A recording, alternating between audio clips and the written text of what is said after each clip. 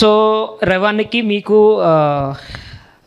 The మెమొరెస్ట్ situation మాకు చెప్తారా? And అలాగే పవన్ కళ్యాణ్ గారికి మీకు ఉన్న మెమొరబుల్ సిచ్యువేషన్స్ ఏమైనా ఉంటే మాకు షేర్ చేసుకుంటారా? రవణ్యకి నాకు ఎప్పుడు కలిసినా అది మెమరబులే. He never behaves like a star. ఒక స్టార్ అంటే నిజంగా ఒక సూపర్ స్టార్ మన అన్నయ్య అయితే ఎలా ఉంటుందో, మీ అన్నయ్య ఒక సూపర్ స్టార్ అనుకోండి, మీరు ఎలా ఫీల్ అవుతారో ఆ ఫీలింగ్ ఉంటుంది తప్ప నేను అతన్ని స్టార్లా చూస్తాను తప్ప ఆయన ఎప్పుడు స్టార్లా బిహేవ్ చేయరు, ఆయన ఫీల్ అవ్వరు. Everyday is a memorable. So మన సితారా ఎంటర్టైన్మెంట్ సినిమా షూటింగ్లో ఉన్నప్పుడు రిలీజ్ అయిపోయిన తర్వాత వెళ్ళి కలిసాను.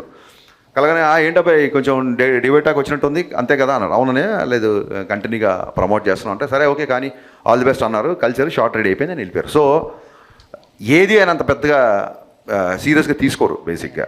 సో ఆ క్వాలిటీ నాకు బాగా ఇష్టం. అండ్ కళ్యాణ్ గారితో మెమరబుల్ సిచ్యువేషన్ ఏంటంటే గబ్బర్ సింగ్ వెనక రిలీజ్ అయిపోయిన థర్డ్ డే కలిస్తే ఆయన కూడా లాస్ట్ అంటే అప్పుడు పోస్ట్ ప్రొడక్షన్లో అప్పుడు కూడా బాగా స్ట్రెస్ అయ్యాం కదా, హెల్త్ జాగ్రత్త, నెక్స్ట్ సినిమా ఏం చేస్తున్నావు బాగా చెయ్యి, ఇప్పుడు పెద్ద సక్సెస్ వచ్చింది కదా జాగ్రత్త, ఇలా చెప్పారు తప్ప ఆ సినిమా అక్కడ ఎంత కలెక్ట్ చేసింది, ఈ సినిమా ఎక్కడంత కలెక్ట్ చేసింది అసలు అడగలేదు.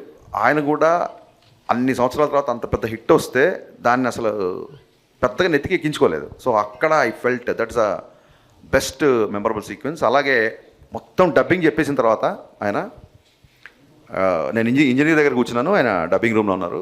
హరీష్ ఇట్రా అని చెప్పని పిలిచారు. పిలిచిన తర్వాత ఈ సినిమా ఎంత కలెక్ట్ చేస్తుంది ఏంటి అనేది నేను చెప్పను, బట్ నా అభిమానులందరికీ నువ్వు ఒక ట్రీట్ ఇవ్వబోతున్నావు అని ఇలా షేక్ హ్యాండ్ ఇచ్చారు. సో అది రిలీజ్ బిఫోర్ ఊహించారు ఆయన. దానికి నేను అదే ఆ షేక్ హ్యాండ్ ఎప్పుడు లైఫ్లో మర్చిపోలేదు. ఓకే, థ్యాంక్ యూ అన్న.